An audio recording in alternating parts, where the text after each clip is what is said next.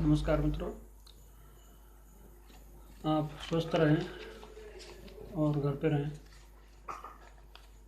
आज हम भारतीय राष्ट्रीय कांग्रेस के स्थापना और उसके स्वरूप के बारे में चर्चा करने जा रहे हैं।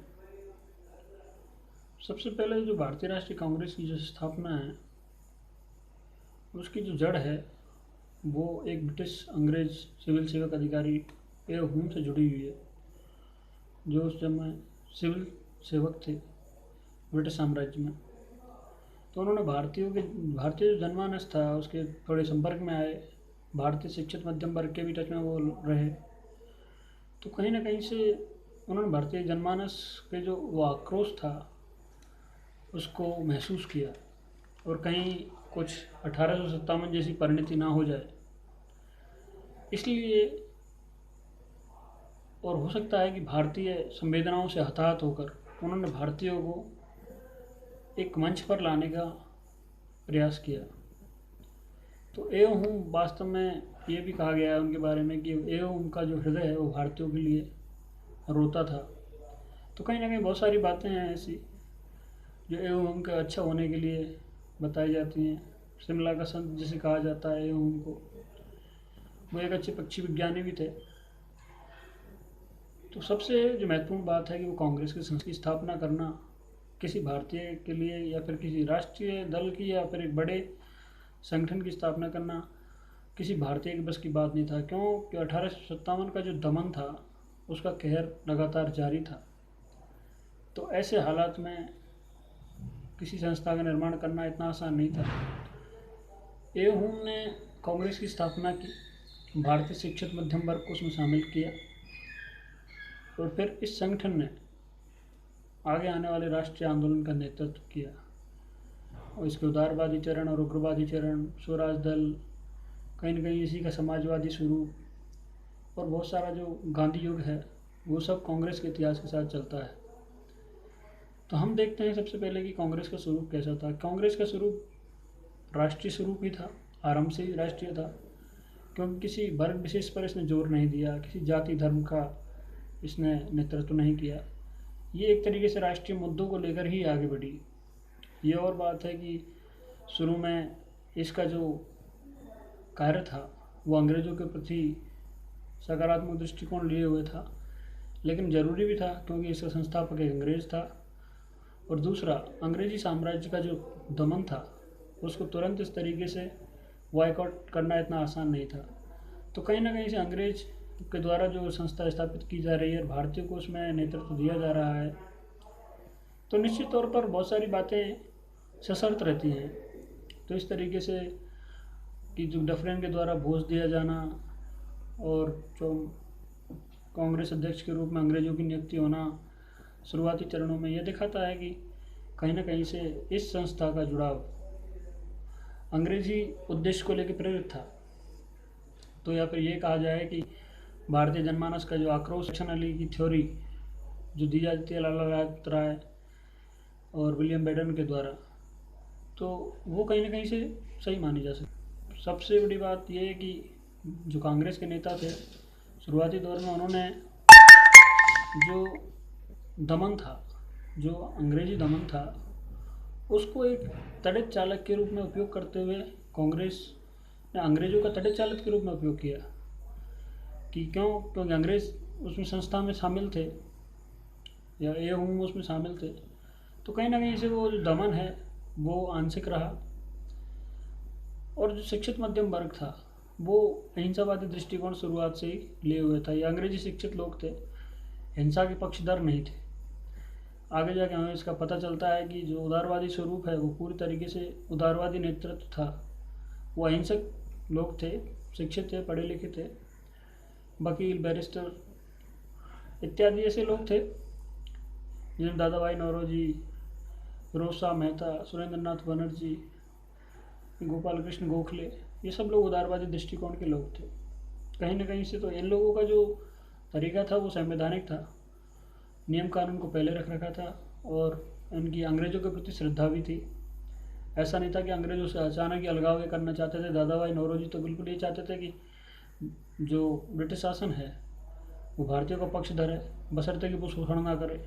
हमको भी स्वराज की शिक्षा दी जाए, हम ब्रिटिश प्रजा हैं। इस तरीके के विचार grand old man of India के थे। लेकिन ऐसा नहीं माना जा सकता कि उनके विचारों में कहीं राष्ट्रीयता का स्वरूप नहीं था। कहीं ना कहीं से वो लोग राष्ट्रवाद को प्रेरित कर ही रहे थे, राष्ट्रीय आंदोलन की नींव बना ही रहे थे। तो इस तरीके से हम जो रक्षा नली के रूप में उसको देखते हैं, तो एक तड़े चालक के रूप में भी देखते हैं। तो सबसे पहली बात, और कुछ विद्वान कहते हैं कि कांग्रेस जो रूसी आक्रमण जो अफ़गानिस्तान पे हुआ था और अफ़गानिस्तान को जो विलय किया था और उस पर अधिकार किया था, तो इसी तरीके से सोच रहे थे कि शायद हिंदुस्तान पर भी रूस का आक्रमण हो जाए, तो अंग्रेज़ों ने भारतीय जनमानस को अपने पक्ष में करने के लिए कांग्रेस जैसी संस्था का निर्माण किया। ऐसे विचार भी हैं। जो modern review, Nandlal Chatterjee, modern review एक जो पत्र है, उसमें नंदलाल चटर्जी ने अपने वक्तव्य दिए हैं। और जैसे ये खतरा टल गया, रूसी खतरा टल गया, अंग्रेज़ों का दृष्टिकोण भी कांग्रेस के प्रति बदल गया, ऐसा लिखा गया है। डफरिन के रचयिता होने का सिद्धांत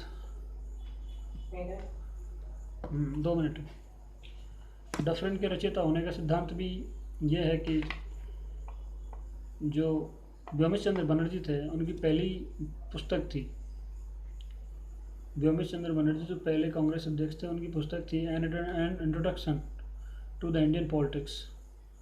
तो उसमें अपने विचार रखते हुए उन्होंने डफरिन को रचयिता माना है कि कांग्रेस डफरिन के दिमाग की उपज थी कि भारतीय आक्रोश को किसी संस्था के माध्यम से निकाल दिया जाए। तो इस तरीके से कहीं ना कहीं इसके स्वरूप को लेकर विचारों में मतभेद है। लेकिन अंततः जो भारतीय विशिष्ट वर्ग था, उसकी महत्वाकांक्षाएं थी, जो शिक्षित वर्ग था, वो कहीं ना कहीं से राष्ट्रीयता और राष्ट्रवाद से प्रेरित था। और आने वाले टाइम में उसने अपना स्वरूप बदला, अपनी मांगें बदली। तो इस तरीके से हम देखते हैं कि अखिल भारतीय संगठन के रूप में कांग्रेस ने अपने आप को खड़ा किया, चाहे वो इस दौर में उदारवाद से गुजरी, चाहे उग्रवाद से गुजरी, चाहे क्रांतिकारी नेतृत्व से गुजरी, चाहे गांधी युग से गुजरी। लेकिन राष्ट्रीय आंदोलन का जो नेतृत्व है वो अंततः एक राष्ट्रीय संस्था के रूप में कांग्रेस ने किया। कांग्रेस अध्यक्ष जो शुरू में व्योमेश चंद्र बनर्जी थे, उन्होंने अपना जो प्रथम भाषण दिया था उसमें जो अन्य लोगों से राजनीतिक चेतना की अपील की थी, राजनीतिक चेतना, मैत्री, आपस में मैत्री, दूसरे दलों के साथ जो बराबर का और एक राष्ट्रीय महत्व के मुद्दों को लेके बहस चर्चा और उनको एक मंच साझा करें, इस प्रकार के विचार उनके थे।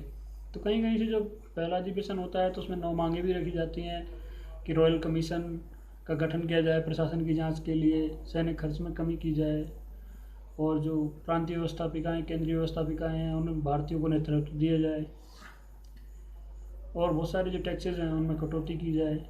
एक तरीके से भारतीयों ने अपनी मांगों को एक संवैधानिक तरीके से रखने का शुरुआती प्रयास जो किया था। लेकिन बाद में जो नेतृत्व बदलता गया, उदारवाद के बाद में उग्रवादी लोग भी आ गए।